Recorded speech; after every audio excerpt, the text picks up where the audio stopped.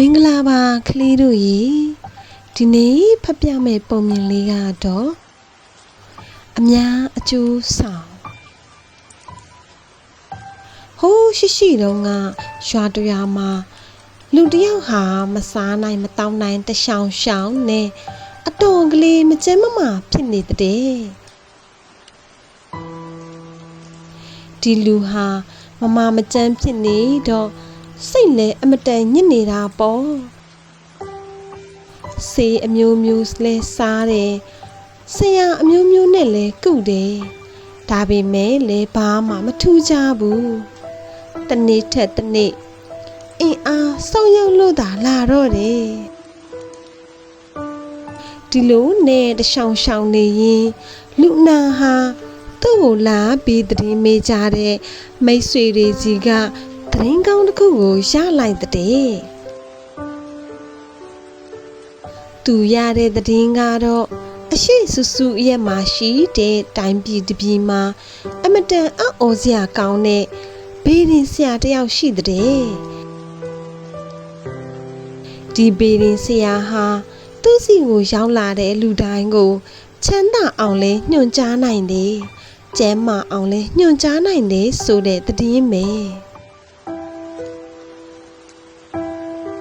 ဒီသတင်းကိုကြားတာနဲ့လူနာဟာဘာပဲဖြစ်ဖြစ်ဒီဘေးရင်ဆရာစီကိုရောက်အောင်သွားမယ်ဆိုပြီးအိမ်ကထွက်ခဲ့တဲ့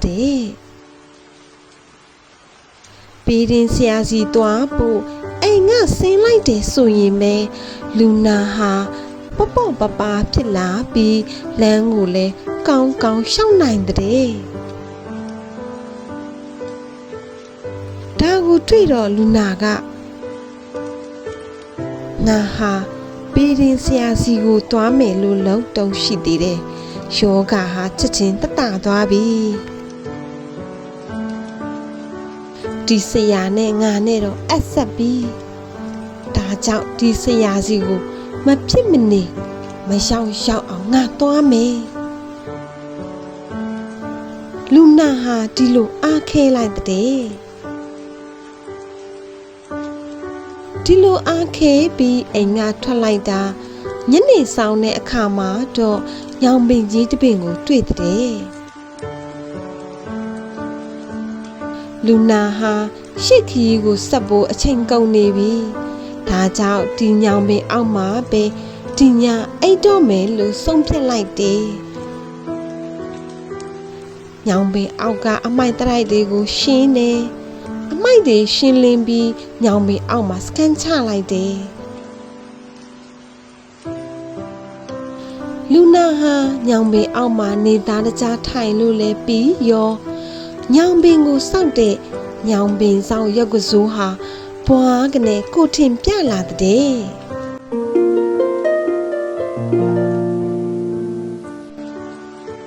ကိုထင်ပြပြီးလူနာရဲ့ရှေ့မှာလာရက်တာပေါ့အတင်လူသားဘယ်ကိုသွားမှာမို့ငါညောင်ပင်အောက်မှာဝင်နာရပါလေရုပ်ကစိုးကဒီလိုမေးတော့လူနာကကျွန်တော်မျိုးဟာအရှိတိုင်းပြည်ကအမတန်ကြိုကြားတဲ့ဘီဒင်ဆရာစီကိုတွားပြီးဘီဒင်မေးမလို့ပါဒီလိုဆိုကောင်းပါပြီ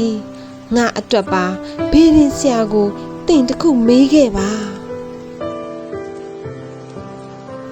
ငါဟာဒီညောင်ပင်ကခွာပြီးတခြားညောင်ပင်ကိုတွားချင်ပါရက်နဲ့မခွာနိုင်မတွားနိုင်ဖြစ်နေတာဘာကြောင့်လဲလို့ဘေးရင်ဆရာကိုတစိတ်မေးပေးစမ်းပါရုပ်ကစိုးကြီးကဒီလိုမှားလိုက်တဲ့ဟုတ်ကဲ့ပါရုပ်ကစိုးနဲ့မင်းကျွန်တော်မေးဖြစ်အောင်မေးခဲ့ပါမယ်ရှင်ခရီးပေးလိုက်တဲ့ဒီလိုပြောပြီးတာနဲ့တပြိုင်နဲ့ရုပ်ကစိုးလဲသူ့ရှေ့ကနေပြောက်ကွယ်သွားတော့တာပေါ့လူနာဟာညောင်ပင်အောက်မှာတညအိပ်ပြီးမနဲ့မိုးလင်းတော့ရှေ့ကိုခရီးဆက်ထွက်ပြန်နေ ဒီလိုသွားရင်နဲ့တောင်မို့တစ်ခုနာရောက်တော့မွေကြီးတစ်ကောင်ဟာတောင်မို့တွေကထွက်လာပြီးလူနာသွားနေတဲ့လမ်းမှာကလပ်ပြက်ရက်နေတာပေါ့ပြီးတော့မွေကြီးကအတင်လူသားတင်ဘဲကိုသွားမလို့လေမွေမင်းခမကျွန်တော်ဟာအရှိရက်မှာရှိတဲ့တိုင်းပြည်ကအမတန်ကြော်ကြားတဲ့ဘေဒင်ဆရာစီမှာဘေဒင်သွားမေးမလို့ပါဒီလိုဆိုတော့မွေကဒီလိုဆိုရင်လေအဲ့ဒီဘေဒင်ဆရာစီမှာကျုပ်အတွက်လည်းဘေဒင်မေးခဲ့စမ်းပါကျုပ်ဟာဒီတောင်ဖို့ကခွာသွားချင်ပေမဲ့ဘာဖြစ်လို့မသွားနိုင်တယ်လဲမသွားဖြစ်တယ်လဲဆိုတာမေးပေးစမ်းပါလူနာကလည်းကောင်းပါပြီမွေမင်းကျွန်တော်မေးပြီးအပြန်မွေမင်းစီကိုဝင်ပြောပေးပါမယ်ဒီလိုဂရိပေးလိုက်တဲ့ဒီဂရိကိုရတယ်ဆိုရင်မဲမွေကြီးဟာသူ့တွင်တွေကိုပြန်ဝင်သွားပြီးလူနာကလည်းရှေ့ကိုခရီးဆက်ပြီးထွက်ပြန်ခဲ့တဲ့လူနာဟာအဲ့ဒီကနေတဖြည်းဖြည်းခရီးဆက်ထွက်လာတာနေဝင်ကန်ဒီချိန်မှာတော့မြစ်တစ်ခုရဲ့ကမ်းဘေးကိုရောက်သွားတယ်မြစ်ကလည်းကျဲပြီးကူးစရာလှေမရှိတာနဲ့ကန်းဆက်မှာထိုင်ပြီးဒီလိုမြစ်ကြီးကိုငါဘလို့ကူးရပါမလဲလို့စဉ်းစားနေတဲ့ဒီလိုနဲ့ထိုင်စဉ်းစားနေတော့မိချောင်ကြီးတစ်ကောင်ဟာသူ့ရှေ့ကိုကူးလာပြီးအတင်လူသားဒီမြစ်ကိုရောက်လာတာအတင်ပဲသွားပြီးဘာလို့မလို့လဲမိချောင်ကမေးတော့လူနာကမိချောင်မင်းခမကျွန်တော်ဟာ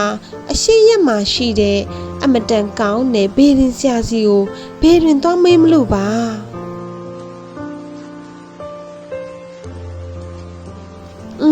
ဘေးရင်ဆရာစီသွားမယ်ဆိုရင်တင့်ကိုတစ်ဖက်ကရောက်အောင်ကြုတ်ပို့ပေးပါမယ်ဒါပေမဲ့ဂရိတစ်ခုတော့ပေးရမယ်အဲ့ဒီဂတိကတော့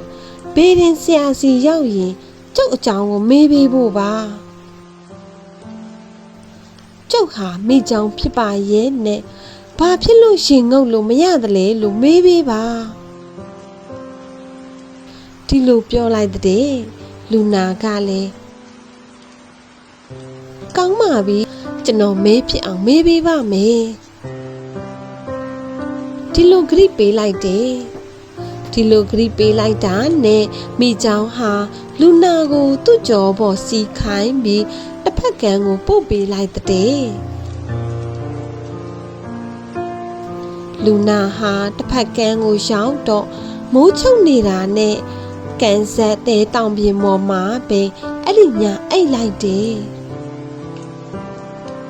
မနဲ့မိုးလင်းတဲ့အခါမှာလူနာဟာသူ့ခရီးစဉ်အတိုင်းခရီးထွက်ပြန်နေဒီလိုနဲ့သွားလိုက်တာတိုင်းပြည်တစ်ပြည်ကိုရောက်သွားတဲ့သူရောက်သွားတဲ့တိုင်းပြည်ကဘရင်ကြီးဟာသူ့တိုင်းပြည်ကိုဘဲကသစိမ်းတရံမှဝင်လာမခံဘူးတဲ့ဝင်လာခဲ့ရင်ဝင်လာတဲ့လူကိုတတ်ရမယ်လို့အမိန့်ထုတ်ထားတဲ့လူနာအဲ့ဒီတိုင်းပြည်ကိုရောက်သွားတော့အဆောင်မင်းချင်းတွေကဖမ်းပြီးသူတို့ဘရင်ရှိတော်ကိုပို့လိုက်ကြတဲ့ရှိတော်ရောက်တဲ့လူနာကိုဘရင်ကမောင်မင်းအသင်ဒီတိုင်းပြည်တွေကိုဘာဖြစ်လို့ကျူးကျော်ဝင်လာခဲ့တာလဲဒီတိုင်းပြည်ထဲဝင်လာသူကိုတတ်စေလို့အမိန့်ထုတ်ထားတာမောင်မင်းမသိဘူးလားမှန်ပါဗျာဒီလိုအမိန့်ထုတ်ထားမှန်းလဲကျွန်တော်မျိုးမသိရပါကျွန်တော်မျိုးဟာ အမှန်တိုင်းဆိုရင်အရှင်မင်းမြတ်ရဲ့တိုင်းပြည်ကိုလာသူလည်းမဟုတ်ပါဘူးဗျာအရှိရမှာရှိတဲ့အမတန်ကြိုကြားတဲ့ဘေးရင်ဆရာကြီးစီကိုတွားဖို့ဖြစ်ပါတယ်အခုလမ်းမှာပြီးအရှင်မင်းမြတ်နေတဲ့တိုင်ပြည်တွေကိုဝင်လာမိတာပါဗျာဒီလိုရှောက်ထားလိုက်တဲ့လူနာရှောက်တင်တဲ့စကားကိုအနားမှာရှိတဲ့ဘုရင်သမီးတော်ကကြားတော့အိုးအမောင်ဘေးရင်ဆရာစီတွားရင်ကျမအတွက်ပါဘေးရင်ကြည့်ခဲ့ပေးပါလူနာကလည်းကောင်းလှပါပြီသမီးတော်ကျွန်တော်မျိုးပြက်လာရင်အရှင်သမီးအတွက်ဘေးရင်ဆရာကဘာတွေဟောလိုက်တယ်လဲဆိုတာပြန်ပြီးတတော်ဦးတင်မမယ်ဒီလိုပြန်လျှောက်လိုက်တဲ့ဘရင်ရဲ့သမီးဟာမွေးကလေးကမကျန်းမာတဲ့သမီးတစ်ယောက်ဖြစ်တယ်ပြီးတော့ဒီသမီးတော်ဟာဘယ်တော့မှဘာစကားတစ်ခုမှမပြောဘူးနန်းတော်တစ်ခုလုံးကအနေတယ်လို့ထင်တဲ့သမီးဒီသမီးဟာအခုဒီလူနဲ့တွေ့တော့ပထမဆုံးအကျင့်စကားပြောတယ်သူ့စကားကလည်းသူ့အတွက်ဘေးရင်ဆရာစီဘေးရင်မေးပြီးသူ့ကိုပြန်ပြောဖို့ဖြစ်တယ်တကယ်လို့ဘရင်ဟာသူ့တိုင်းပြည်ထဲဝင်လာတဲ့လူစိမ်းကို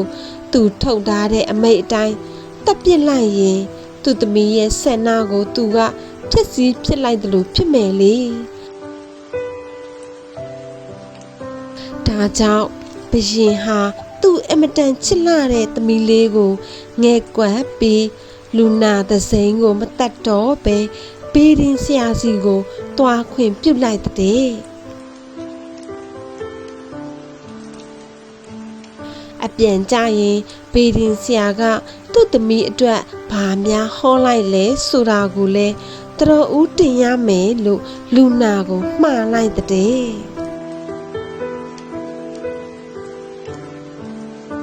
ဒီလိုနဲ့လူနာဟာခရီးဆက်လက်ထွက်ခွာလာရင်ရှက်မကြခင်မှာပဲဘေးရင်ဆရာစီကိုရောက်သွားတဲ့လူနာဟာဘေးရင်ဆရာစီရောက်တာနဲ့သူမကြမ်းမမာဖြစ်ပုံကိုပြောပြပြီးဘေးရင်တွက်ပေးပါလို့တောင်းပန်တဲ့ဘေးရင်ဆရာကြီးလည်းလူနာကိုတွက်ချက်ပြီးမင်းဟာငါစီကိုသာထွက်မလာခဲ့ရင်သိမဲ့လူပဲအခုတော့ယာယီခီးလာလိုက်လို့မသိတော့ဘူးကျမ်းမာလာဖို့ပဲရှိတယ်ပြီးတော့ဒီကပြန်သွားရင်အိမ်ရောက်တာနဲ့အမတန်ကြွယ်ဝချမ်းသာတဲ့လူဖြစ်လိမ့်မယ်ဒီလိုဟောတာကိုကြားလိုက်တော့လူနာဟာယောဂလုံးဝပျောက်သွားသလောက်ကောင်းသွားတယ်ပြီးတော့လူနာကဘေးရင်ဆရာကိုကြော့ပြီးဆရာကြီးခမကျွန်တော်အတွက်ကတော့ဟုတ်ပါပြီလမ်းမှာကျွန်တော်ခရီးထွက်လာတော့မိတ်ဆွေတွေကမှားလိုက်လို့သူတို့အတွက်ကိုပါနည်းနည်းပါးပါးတွက်ပေးကြည့်ပါအောင်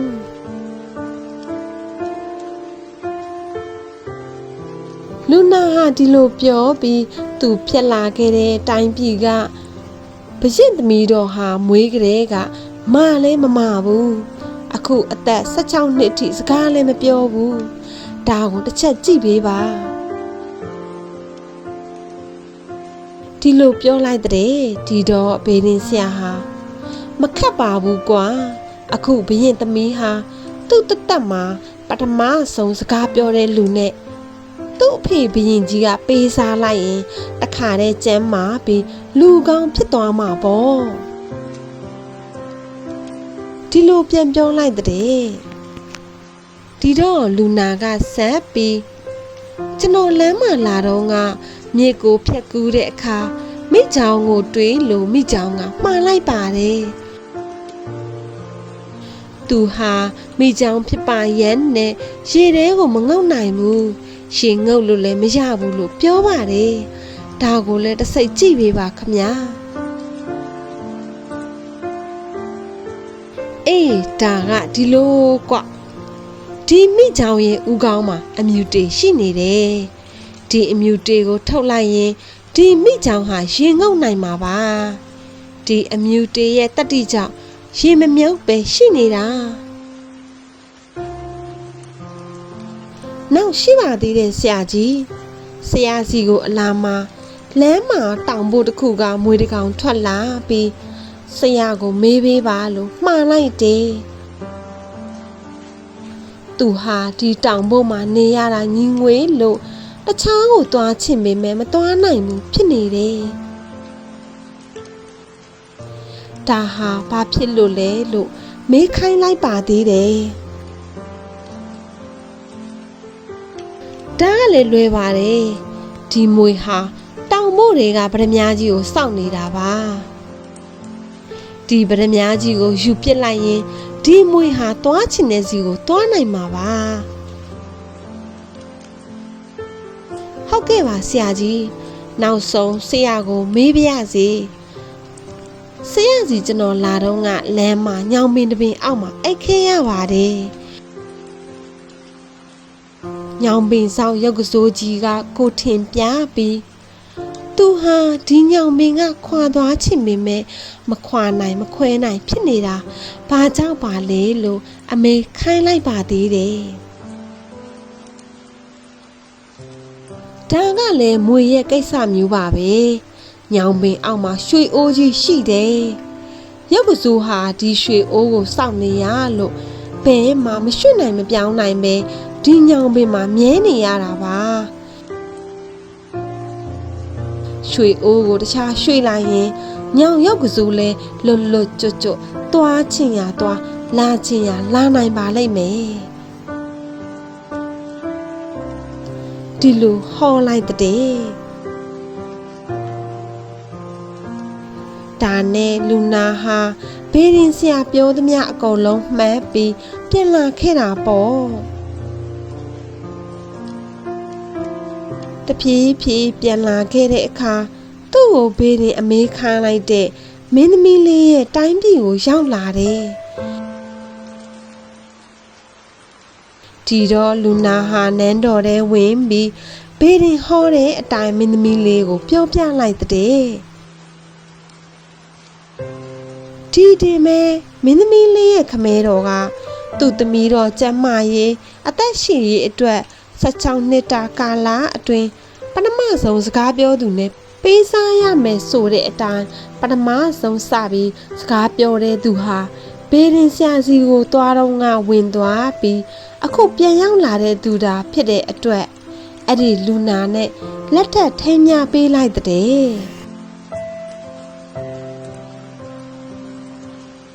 အဲ့ဒီကလေးကစားပြီးမင်းသမီးလေးဟာပကတိကျမ်းမာပြီးလူကောင်းအတိုင်းဖြစ်သွားတော့တယ်ယောဂပျောက်ကင်းပြီးဖြစ်တဲ့လူနာဟာမင်းသမီးလေးကိုခေါ်ပြီးဆွေပြမျိုးပြပြန်ခဲ့တယ်လမ်းမှာမြစ်ကြီးကမိချောင်းကြီးစီရောက်တော့လူနာဖြစ်ခဲ့တဲ့လူကမိချောင်းကိုခေါ်ပြီးတင်ရေမငုံနိုင်တာတခြားကြောင့်မဟုတ်ဘူးတင်ကောင်းမှရှိတဲ့အမြူတေကြောင့်တဲ့ဒါကြောင့်ရေထဲမှာမြုပ်အောင်မငုံနိုင်တာဒီလိုပြောလိုက်တာပေါ့ဒါကြောင့်မိချောင်းဖြစ်ပြီးရေမငုံတက်လို့စိတ်ညစ်နေတဲ့မိချောင်းဟာဒီလိုဆိုရင်ခေါင်းကအမြူတေကိုထုတ်ယူပါဒီလိုပြောလိုက်တဲ့ဒါနဲ့မင်းသမီးလေးရဲ့ခင်ပွန်းဟာဓာတ်နဲ့မိချောင်းကောင်းကတရေကိုအသာခွဲပြီးအမြူတေကိုထုတ်ယူလိုက်တယ်ဒီလိုလဲထုတ်ယူလိုက်ရောမိချောင်းလဲရေထဲကိုငုတ်သွားနိုင်တော့တယ်မိချောင်းက ကျေးဇူးတင်လှပြီးအမြူတွေကိုပေးလိုက်တဲ့အပြင်တစ်ဖက်ကန်းကိုလည်းသူ့ကိုယ်ပေါ်တက်စီခိုင်းပြီးဇနီးမောင်နှံနှစ်ဦးစလုံးကိုပို့ပေးလိုက်တဲ့သူတို့ဇနီးမောင်နှံဟာတဖြည်းဖြည်းနဲ့ရှစ်ခရီးဆက်လက်ထွက်ခွာတဲ့အခါမကြခင်မှာပဲမွေကြီးရှိတဲ့တောင်ပေါ်ကိုရောက်လာတယ်အသေးမွေကြီးမွေမင်းဟာဒီတောင်ပေါ်ကဘဲမှထွက်ပြီးမတော်နိုင်တာတခြားကြောင့်မဟုတ်ပါဘူးဒီတောင်ပေါ်မှာရှိတဲ့ပရမ ्या ကိုစောင့်နေရလို့ပါဒီပရမ ्या ကိုဖော်ပြီးတခြားကိုပြောင်းရွှေ့လိုက်ရင်မွေမင်းဟာဒီနေရာကခွာနိုင်ပါလိမ့်မယ်ဒီလိုဘေးရင်ဆရာကဟောလိုက်ပါတယ်ဇနီးမောင်နှံနှစ်ဦးဟာဒီလိုပြောပြလိုက်တဲ့ဒါကြောင့်မွေကြီးဟာဒီစကားကိုကြားတော့တောင်ပေါ်ကိုဖြိုပြီးတင်တို့အဲ့ဒီထဲကပရမ ्या ကိုထုတ်ယူသွားကြပါတော့ဒီပရမ ्या ဟာကျုပ်အတွက်တန်မိုးမရှိတဲ့အပြင်ဒုက္ခတောင်ဖြစ်နေပါသေးတယ်ဒီလိုပြောလိုက်တဲ့ဒါနဲ့ဇနီးမောင်နှံဟာတောင်မို့ကြီးကိုဖြိုပြီးပရမ ्या ကိုထုတ်ယူလိုက်ကြတယ်ဒါကြောင့်မွေကြီးလည်းကျေးဇူးအမတန်တင်ကြောင်းပြောပြီးတခြားကိုထွက်သွားတဲ့ဇနီးမောင်နှံဟာတောင်ပို့ကြီးကခွာလာပြီးတော့မကြခင်မှာပဲရုပ်ကစိုးရှိတဲ့ညောင်မင်းကြီးစီကိုရောက်လာတဲ့ညောင်မင်းကြီးစီရောက်တဲ့အခါညောင်မင်းဘော်ကိုမောပြီးအရှင်ရုပ်ကစိုးနဲ့မင်းအရှင်နဲ့မင်းမှားလိုက်တဲ့အတိုင်းကျွန်တော်ဘေးရင်ဆရာစီကဘေးရင်မေးပြီးပြန်ခဲ့ပါပြီရုပ်ကစိုးမင်းကြီးဒီညောင်မင်းကမခွာနိုင်မသွားနိုင်တာဟာတခြားကြောင့်မဟုတ်ပါဘူးဒီညောင်မင်းအောက်ကရွှေအိုးကိုစောင့်နေရလို့ဖြစ်ပါတယ်ရွှေအိုးကိုရွှေပစ်လိုက်ရင်အရှင်ရုပ်ကစိုးနဲ့မင်းလူရကိုသွားနိုင်ပါလိမ့်မယ်ဒီလိုပြောလိုက်တဲ့ဟုတ်ပြီဟေးငါညောင်ပင်ရဲ့အရှိတ်ဘက်ကိုထွက်တဲ့အမြင့်အောက်မှာရွှေအိုးကြီးရှိတယ်ကျေးဇူးပြုပြီးအမောင်ပဲတူးဖော်ပြီးယူပါတော့ဒီတော့မှကျုပ်လဲသွားချင်ရာကိုသွားနိုင်ပါလိမ့်မယ်ဒီလိုပြောပြီးရွှေအိုးကြီးကိုတူးယူဖို့အခွင့်ပေးလိုက်တဲ့ဒါနဲ့ဇနီးမောင်နှံဟာရွှေအိုးကိုယူပြီးမိဘများအိမ်ကိုပြန်ခဲ့ကြပြီးတဲ့နောက်မှာဘေးရင်ဆရာဟောတဲ့အတိုင်းလူနာဟာကျမ်းမာသူဖြစ်သွားပြီးရွာမှာလည်းအချမ်းသာဆုံးလူတစ်ယောက်ဖြစ်တဲ့အပြင်မင်းသမီးလေးကိုပါပိုင်ဆိုင်နေသူဖြစ်လာတာပေါ့ကလေးတို့ရေပုံမြင်လေးရတော့ဒါပါပဲနော်ဒီလိုဖြစ်ရတဲ့မူလအကြောင်းရင်းကတော့ဘေးရင်ဆရာကအဓိကမဟုတ်ပါဘူးကွယ်သူတစ်ပါးအကျိုးကိုဆောင်မယ်ဆိုတဲ့အတိုင်းပြုလုပ်တဲ့လူနာပဲဖြစ်တာပေါ့တကယ်လို့ဒီလူနာဟာဘေးရင်ဆရာကိုရုပ်ကစိုးအကြောင်းမွေကြီးအကြောင်းမိကြောင်ကြီးအကြောင်းနဲ့မင်းသမီးလေးရဲ့ကျန်းမာရေးအကြောင်းကိုဂရုတစိုက်မမေးမိရင်လူနာဟာဘာမှမဖြစ်ပဲချမ်းသာနိုင်မှာမဟုတ်ပါဘူးဒါကြောင့်သူတစ်ပါးအကျိုးဆောင်ကကိုယ့်အကျိုးအောင်နေဆိုတဲ့စကားလေးနဲ့အညီလူနာဟာသူတစ်ပါးအကျိုးထမ်းရွက်တဲ့အတွက်ဘဝတစ်လျှောက်လုံးချမ်းသာကျန်းမာနဲ့အဆင်ပြေနေနိုင်သွားတာပေါ့ကွယ်ဒီနေ့တော့ဒီလောက်ပါပဲနော်